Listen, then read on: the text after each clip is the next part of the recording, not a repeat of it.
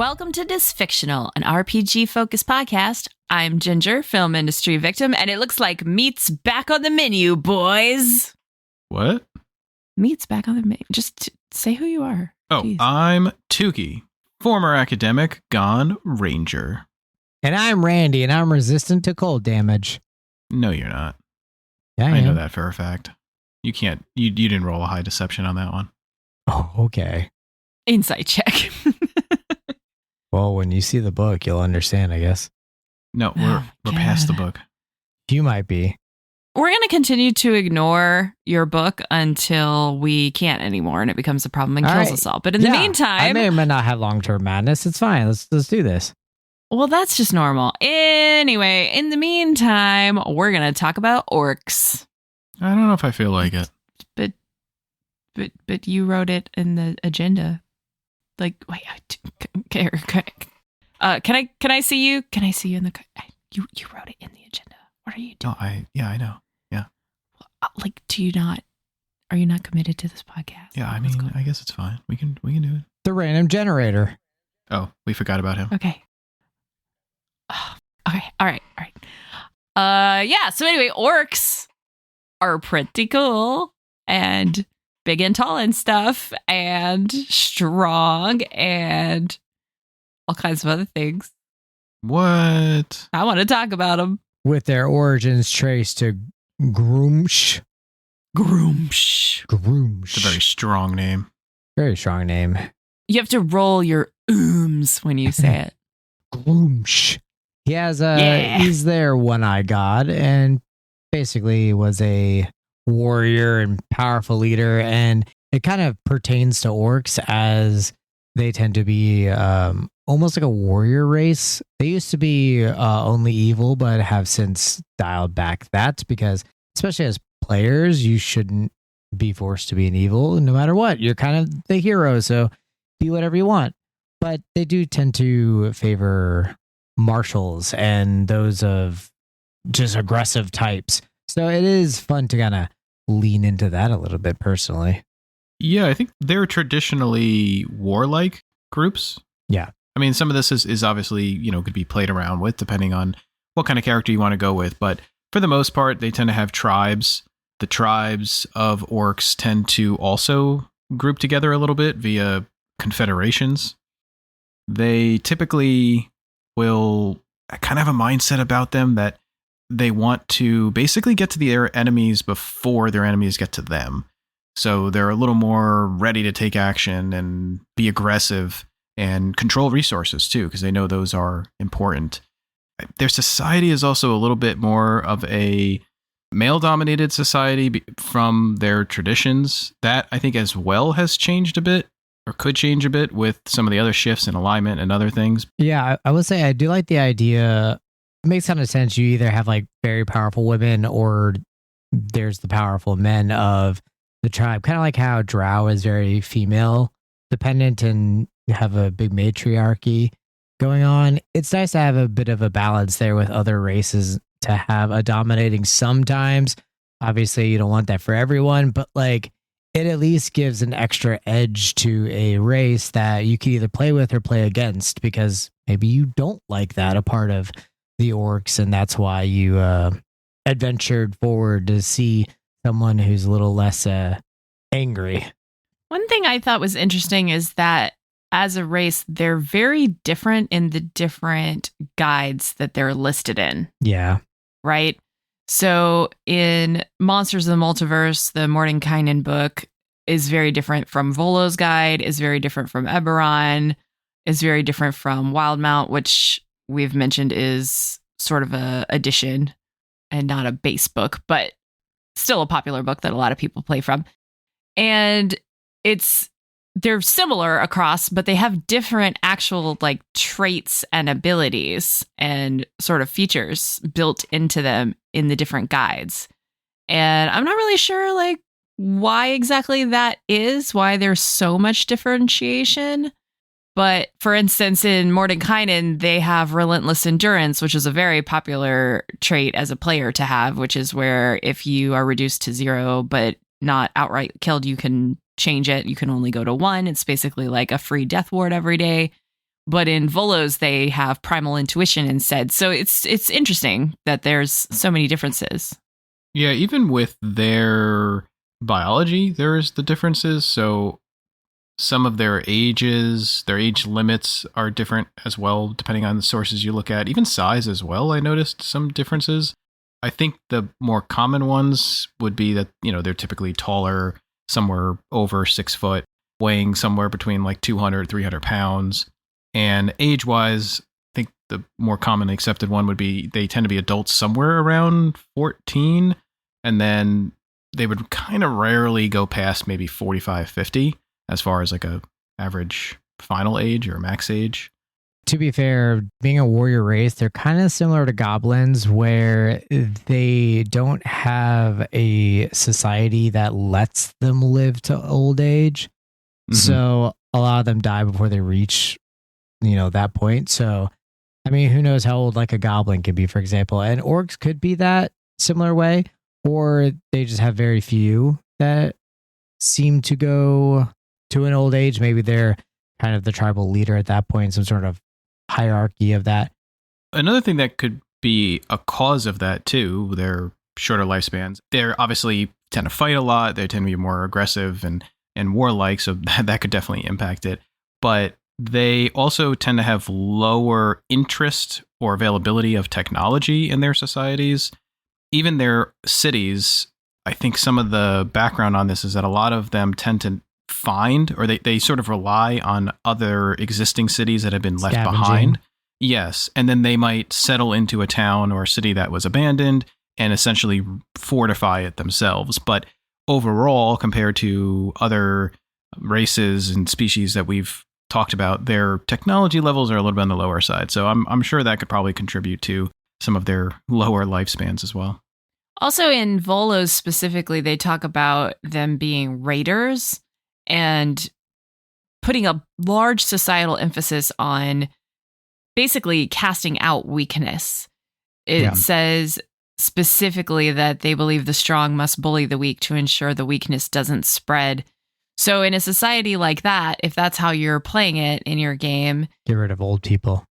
Yeah, you wouldn't really have a lot of elderly or weaker members. If you did have them, at the very least, you would think they would be cast out of the group and, sort of be left to survive on their own in the wilderness or something like that. Or at the worst case scenario, maybe they just are eliminated. But probably there are a lot of factors into their shorter kind of lifespan that may or may not have to do technically with their biology. Yeah, I think Volos was towards the end of them still being an evil only race or inherently evil race. So that kind of emphasizes that, while the other ones are more just unstoppable, powerful warriors kind of alignment. So it ended up being less about them just being mean and just being aggressive, but in terms of a battle, I do think it ends up having a lot of fun in a different way to a lot of the other races where you kind of almost expect that, but then a lot of people tend to play them as sort of hulking, lovable idiots at points. And I think that it's kind of funny considering coming from the quote unquote evil, like mean race to be that character, but they always end up being that. And it's so much fun. Like your Drax. Yeah, exactly. Mm-hmm. Like your Drax. And especially considering those that don't know a lot about lore, they come from like Lord of the Rings, where they were just made to be warriors of destruction or something. People that know World of Warcraft really well, like they were always the Horde race, and the Horde at the time was considered evil for a while. And again, it's a good shift away from that. It's just a different society. They all have the right to live in different ways. So it's great to see them evolving as a really fun race or species. This feels like as good a time as any to bring up the fact that my favorite fictional orc of all time depiction was in the VeggieTales Lord of the Rings parody movie where they were the sporks. Because if you think about it, something that's a fork and a spoon is the most possible terrifying thing to any kind of food. So they were just these really scary bad guys where all of the VeggieTales were playing like Legolas was Lego Lamb and stuff like that. Like they were all foods. And then the bad guys were the sporks. And it just has stuck with me my whole life. I still think it's hilarious. I've also seen a nice, won't take credit for this, but seen a nice depiction that I may or may not have used once where it was like Bork Nork, the science orc. So that was fun as well. Ooh, an orc of science. Yeah. That sounds like a character you would play, Tukey. It Right? does. Speaking of like orc of science, or at least intelligence, I mean, one of my orcs that you guys grew in love was, of course, from our previous campaign, Man-Bag, where he was kind of shunted out of his group, or at least made fun of, for kind of not being aggressive, but more being smart. He did end up having an aggression where bells that went off, like he would just go into a fit of rage, like kind of blind rage. And I thought that was a fun little nod to sort of his biology. We never did use that to our advantage. I feel like we could have tried using that at some point. No, and it would have been pretty funny, but it was fun having like an intelligent orc. He did kill his parents, though. Yeah, the bell went off at the wrong time. Oh, no. The whole time he just wanted to make R.I.P.. glass. He just wanted to do glass working. Yeah, And he was in an struggled. adventure and stuff. But Yeah. I also liked, as we were playing along with him more, I got the idea further where he was like, when he gets frustrated, he got a little too aggressive on it. Like when you were talking about the glass blowing, where he'd be blowing glass and then he just not be doing it so well. They'd be like, shut up, I'm concentrating.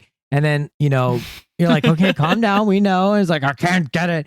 And I thought that was a little fun addition to him later on to add the fun aggression rather than just because he likes fighting. He just gets a little too heated sometimes. He was my favorite. You guys got any character ideas for orcs? Well, I think we need to look into this science orc thing a little bit more. True. Okay. Mostly because we've been talking for a long time every now and then in the flash rounds about having a character with a PhD. And I think it would be really fun if it was an orc. I guess that would kind of leave you with like Beast, right? Oh my God, you're Yeah. right. Blew my mind. That's so cool. It'd be really easy to do as well. You just grab a headband of intellect. Yeah. It's like very, very easy way to make that work. Yeah, that's probably the easiest way if you're not just building out like an intelligence-based character. A lot of their stats, of course, don't favor that, but they don't really hinder it either, especially going with the most recent edition with Mordecai's. Yeah, they don't tend to have anything that pertains to combat or anything aside from like just a dash action, which is honestly useful for anybody. Yeah, the dash is really nice. One thing I really like is that they're considered one size larger when it comes to pushing, dragging, or lifting any kind of weight. Like, Yeah. and your carrying capacity, which is so key because I'm a little human girl right now, and I'm already almost always encumbered by like 5 pounds off. It's just because I don't have a bag of holding. But if you had an orc friend, they could carry all your stuff for you because functionally they're large, even though they're still just a medium. I think we also tend to have fun ideas of two different things together where, say, for instance, you're an orc wizard. So you're typically not going to have a large amount of strength or something like that. But due to their powerful build, you can still show off a level of strength. I think that's kind of fun to kind of throw around where you seem like this skinny wizard and stuff, but then you just push a small boulder and you're like, I mean, I'm still an orc, guys. Like, I'm not weak. Like, he's skinny for an orc. Yeah, exactly. I'm still twice your size in muscle mass. So I'm really bad at picturing like how much something weighs when it's tall, but it says they're usually over 6 feet and weigh between 230 and 280. That's not a particularly stacked build. Like, that is a pretty, not like a skinny build, but 230 to 280? That's pretty solid. Even if at you're like over 6.5 foot. if Yeah. you're like 7 foot tall, that's still like pretty big. I have trouble picturing what that means. How big is like a linebacker? How much do linebackers Well, weigh? I mean, that might be a little bit different, but I would say like maybe a power forward on a basketball team or something would be a more comparable build. Someone who's like high 6, 250 to 300. Okay. Yeah, see, but that doesn't fit the image that I have of like Beast or Drax. That's like a tall, skinny dude to me. I mean, it vastly depends. So, like, I know this will be a little bit of a tangent, but say like a 6'5" person as an average for them would cap out at about 230. So they're already still like at an average of 6.5 feet would still be on the heavier side of, say, compared to a person. So they definitely could have like a little Beast aspect, and Beast kind of had a little bit smaller legs. So, you know, most of the mass goes up a little bit more and they got big shoulders. Big shoulders. Yeah, I don't understand weight or sports. So this is very informative. Thank you. Funny you mentioned Drax too, because I think he lost a lot of weight recently. I think he's actually down to like 230, 240 or something. I was just looking up something the other day. He's a real life orc. Yeah. I've worked with him and he's lovely. Shout out, Batista, you're the best. We didn't really talk about subclasses with Orc, and most of that's since the main book-wise, there's not really any there. But if you are looking for inspiration, I know some other sources have info on a few different ones. Mountain Orcs, as example, Gray Orcs, which tend to be a little more civilized, Orogs, which are more underdark dwelling orcs. And actually, they had kind of an interesting, I was looking up some on them, and they have an interesting thing that they tend to come up from the Underdark to attack essentially mountain orcs. But if people are looking for any inspiration, there are some potential subclass ideas out there already for them. I think it's great to point that out. Thank you. Because if I wanted an idea for an Underdark, but I wanted to be an orc, being an Orog, or just having that extra flavor to present is a great opportunity to evolve potentially everyone's lore knowledge about an orc than just being the typical green orc that we all may know and love. One of the interesting things about that too is they sort of, everyone knows obviously the half orc, which is its own whole category we could get into at some point, but there are other types as well. There's the Ogrillion, which is the result of an orc that breeds with an ogre. There's the Neo-Orog, which is a hybrid of a gray orc and an Orog. There's a Boogan. I don't know if it's supposed to be Boogan or Boggin, but there's 2 O's, and I feel like Boogan is way more fun to say, but that's when an orc breeds with a Quaggoth. So there's a lot of options, but my favorite is the Odontus. It's not the result of a mixed breeding, but it is the pacifist cousin of an orc, and they have a fey nature. So if you want your orc to be sparkly and have ephemeral, maybe butterfly wings, then you can kind of go that, take some inspiration that way. And if you're looking for even more inspiration, there's some also down about their personalities. Some of that we've covered already, but they also tend to have different solutions for things than what we've talked about with some of the other ones that we've talked about, even recently, the halflings. Orcs tend to be a little bit of the opposite. So if they're looking for a solution to a problem, they will probably try to find a violent solution or the quickest solution for it. But that's not always a negative because they also are quick to action. So if you're looking for someone or you want to play a character who is very quick to act and don't have to think about things as much, Orc can be really good for that. I know it plays into the martial sort of stereotype of the orcs, which is how most people tend to play them because of their strength and constitution and other things. But I always liked the sort of like soldier orc that's like the lieutenant or the commander of like a regiment. Mm-hmm. They have basically like a small group of men under them, and they are your go-to for fighting battles or defending the town. That's always really fun. I think it would kind of go... So probably I feel like the reason you don't see a lot of caster orcs is because for your casters, most of you want to have a high stat that orcs don't tend to have high, right? Right. But it would be fun just from an RP standpoint to have an orc that was like a paladin. I don't think I've seen a lot of those. If I was going to play one, I would like to do definitely something a little bit different with it. So I think I would go with an orc who somehow discovered herbs and nature. So they would be a druid, but I would also make them older So, because there are ways, I mean, technically they only live, 40 to 50, but maybe this one got a little too into their herbs and somehow ended up making a potion of longevity for themselves. And maybe they just get really lucky and they've been doing that for like several hundred years. So you'd have this orc that would almost be living with the land style druid, almost a little bit elf-ish because of that, or they're dwarfish with that long lifespan that they've had. You essentially would have to survive on some sort of magical means to continue keeping yourself young, or you would die. So that would be a nice little panic thing to have on the character. But yeah, I don't know. I feel it'd be kind of interesting to have an orc that lived longer, like way longer.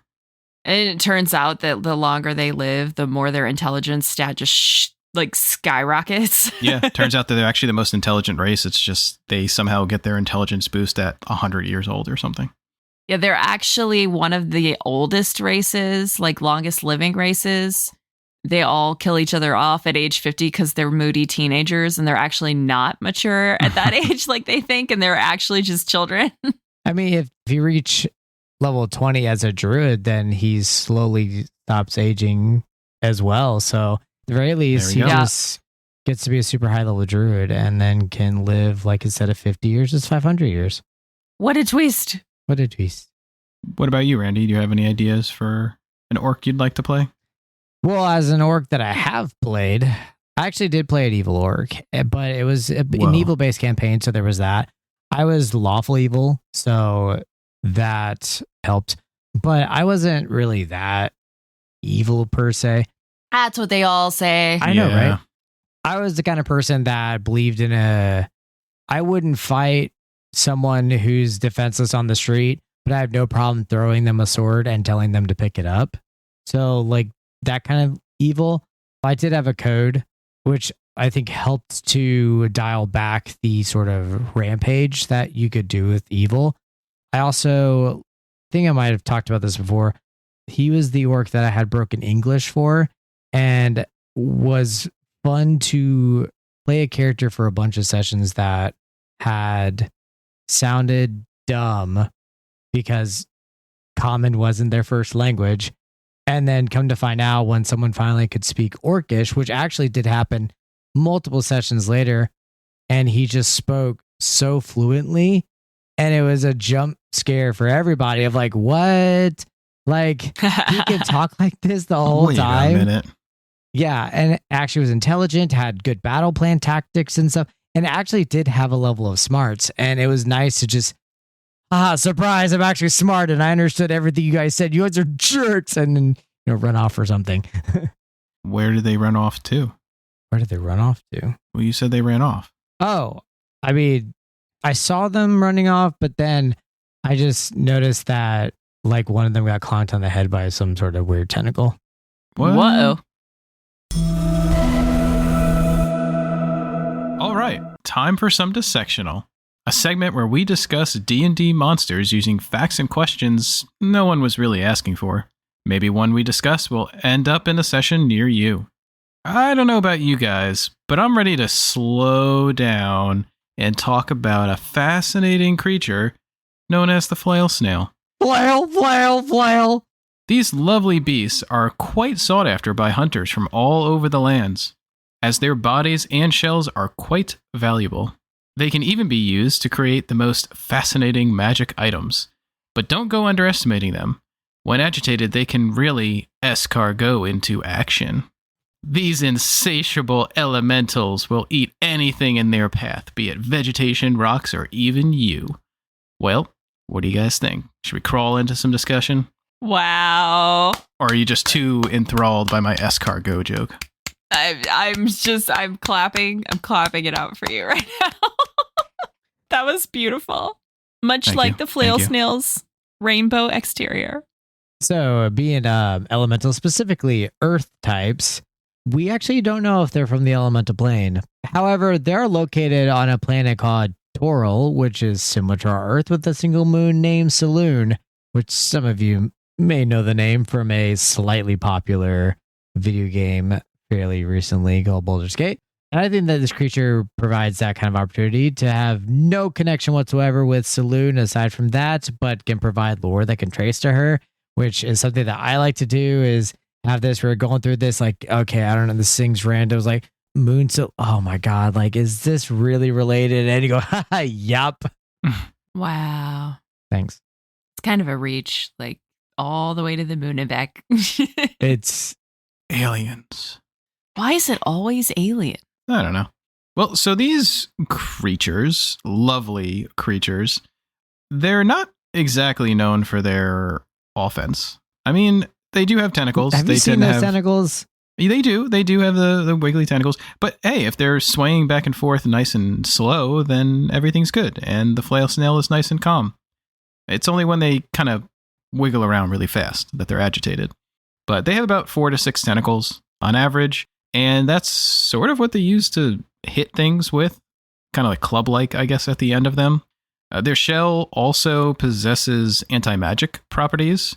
So maybe they're not necessarily the highest offensive creature per se, but they do have a lot of defense, right? And their shell, that definitely plays into it, making them pretty hard to attack, right? You kind of have to go with physical attacks to avoid, if you get too close anyway, to avoid that anti-magic property. But at the same point, then they have a pretty hard shell to get through as well. So they can be a little bit tricky, especially with their defenses. And that's also how they survive. Yeah, I mean, their AC can boost all the way up to a 20 if they go into their shell, which for a party of their CR, which would be around level 3, is very hard to hit. Yeah, especially with all of the anti-magic happening around them. Yeah, Mhm. and it's not even range based. A lot of their anti-magic it's a random effect, so it's not quite the same as like actual anti-magic, but it's just if an effect is around them, or like if an effect is around them, or just something that hits or misses, or it just depends on what happens to it, not how close the magic was. To reproduce, they exchange love darts. They Aw. do. Yes, it's quite adorable. It's an occasional mate too. Yeah, it's just as they Yeah. pass by another. Yeah, like, all right, I'll see you again, maybe. They also can emit a really bright light that can blind creatures and potentially stun them. So they have a lot of defenses because they're Mhm. actually a pretty laid back, non-aggressive creature, which means that if you are out there in the world and you're trying to harvest one of these, you're a monster. However, you can make a lot of really cool monstrosity. stuff out of them. Yeah. I mean, you could even just use their mucus trails. Some people just collect that. True. I would collect mucus trails. There's a whole list of things that the flail snail can be used for. In our current campaign, I'm doing a lot of crafting, and so I found this really interesting. They can be worth, an intact snail can be worth up to 5,000 gold, which is, Nice. in our games, bonkers. That's so much gold for a snail. Obviously, they're quite big for a snail, but the shell retains the anti-magic even after the snail is dead for up to a month or even more.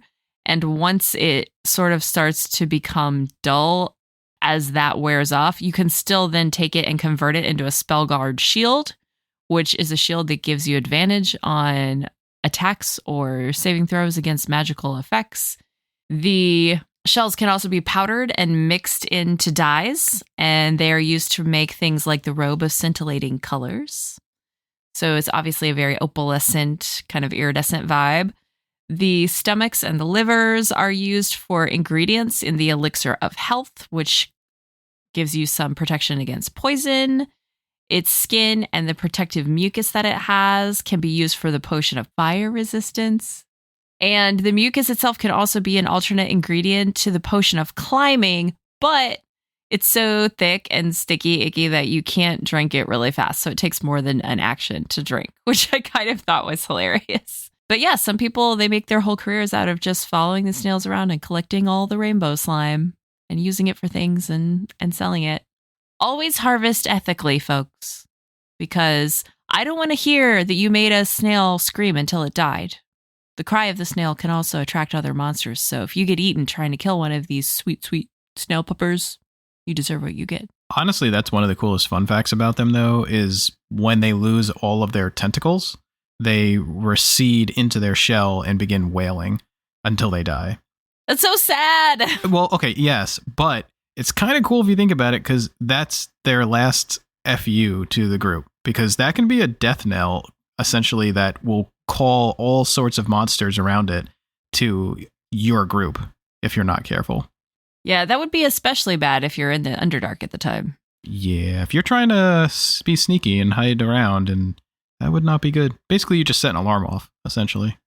So, Tukey, is that how you would use the Flail Snail to screw over the party? Oh, 100%. So what I would do is essentially lure them into a Flail Snail area, maybe some sort of quest, or if they need to get something, someone Mucus they need to trail. go to them. Yeah, it could be a mucus trail. Well, that could be how they could find it. But I would essentially send them after one on purpose from some sort of quest given to them to harvest from them, or Poachers, again, or the trail. Dirty, nasty poachers. Exactly. But the reward is just so good, you know? Maybe it's an evil group. And then they would basically take out this Flail Snail, but if they're not careful, there'd be a lot of other monsters in that area. So I wouldn't necessarily kill them with the Flail Snail. I still think the Flail Snail is just like all the defensive stuff would be a lot more cool for the combat. But I think the real kicker in the battle would be when they finish it screams, and then all these other creatures then come in and they're like, oh, Yeah. okay, we underestimated this. I do like that. That was a cool idea for combat. What about you guys? How would you kill the Flail Snail? I would never kill a Flail Snail. But like if you had to, like you really needed that money. I would just go steal it from a bank like Silica did in our last campaign. That's all alleged. Allegedly. Oh man, I don't know. I'd have to really think about that one because I don't wanna. What do you think, Randy? I'm sure you've got a good idea. Well, so I mean, I think the hardest part is its anti-magic shell to get past. So I would just befriend it instead. I'd just make myself look smaller and care for it, and then just kill anyone that tries to kill them. I'm basically just second DMing the party for this thing. Whoa. Do you think it's subject to like animal friendship or charm creature or anything like that? Like, could you actually just make a pet out of it? Cause I mean, they're pretty docile. I think like potentially animal handling or something could work, but them being elementals make a lot of the beast spells not effective, which yeah. lessens that. So one thing I thought was funny is I know we're all anime fans, and I recently was just introduced to the one about I got reincarnated as a slime, and it reminded me of the first episode because the Flail Snail says that they're particularly fond of crystal growths and mineral deposits, and they just take their time completely non-aggressively, just aimlessly wandering around consuming all this like ore, like crystals and minerals and stuff, and that's what the slime does. And then he ends up being like the big bad of the most powerful creature in the whole series. So that would be really funny if a Flail Snail like accidentally ate a bunch of residuum ore or something and became essentially a god, but didn't really know that because it was still just a snail. Oh, so what you're saying is it should have been reincarnated as a Flail Snail in another world. So then you should have killed it. Yeah. No, it's a benevolent god. Gee, like, keep up. You guys really missed an opportunity here, though. I mean, they are snails. They have a major weakness. Salt. Yep. Yep. Just throw a Big Mac at it. Flash round time. This is where we take turns adding one feature to a character that anyone can use. If you play one, let us know who or what they conquer. All right, you two, roll initiative. I got a 9. Randy, you go first. I got a 4. Wow. What? I know. Jeez. Perfect, because I got a 14. That makes the order for tonight Tukey, which is me, then Ginger, What? then Randy. Already. Uh-oh. Let's do this. I guess that means I got to start. Oh man. I mean, there's just so many choices for race. I don't. Okay, it's going to be an orc. What? We just talked about that. What? No, I just grabbed that out of nowhere. Yeah, I'm sure. Let's see. We did kind of talk about this a little bit, so maybe let's go ahead and bring one of our own inspirations to life. I'm going to say druid. Oh. All right, you're going to pick a druid. Well, he's going to be a shepherd druid. We're going to shepherd flail snails? Maybe. That would be a cool job, actually. Very lucrative. Yeah. Well, I think for their appearance, since they're an orc, they're going to have a grayish skin, black hair, ruby red eyes. Their tusks on their mouth will be... they're going to have really big ones. Maybe they just abnormally large tusks. Really bite into things. They're snails, for example. What? Well, hey, they got so many of them. And that's it. For the background, I'm going to throw a little bit of a twist. If it's a shepherd of expensive exotic animals, they probably are actually pretty wealthy, and they're probably pretty well traveled if they have a very specific trade. So I'm going to say guild artisan. A wealthy druid orc. I like it. Yeah. Interesting. Okay, yeah. Yeah, let's roll with it. Just because you're one with nature doesn't mean you can't make money. It's true. And for their personality trait, they're honestly pretty well adjusted. They're not like a typical orc with their aggression and stuff like that. However, they get pretty rude if you start talking about their flock. They're not very happy about that. So they're really proud about it, basically. Yes. They care about them so much that they will be willing to burn down entire villages to protect them. I don't even know how to follow that with a flaw. That sounds like a pretty big flaw, but... Maybe the flaw, too. You can roll that in there if you want to be... No, you know what? They're obviously very defensive over their flock, but the reason is that their flaw is that they're always worried about not having money. And that's why they're so protective of their flock, because that's their money. That's just good business.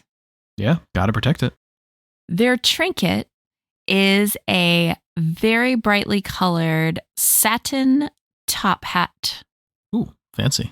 Do you get it? Because they heard snails and they... Because they're fancy, yeah. Yeah, no, fancy, yeah. They're Dr. Doolittle. It's from Dr. Doolittle. Well, their name is going to be Snuggug. Snugug. I like it. Aww. That gives me good feels. Thanks. It does. Good luck out there, Snuggug. He's not going to make it. Hey, you made it to the end. Well, if you enjoyed this session and want to hear more, you can find us on X, formerly known as Twitter, at @DisFictionalPod for our latest updates and downloads. Original music for this podcast is provided by Joshua Silver, the artist known as Demonon, on Spotify. And as we say goodbye for this week, remember that instead of screaming into a pillow, you could always just cast silence? Maybe? I don't know. Seems healthier. Possibly.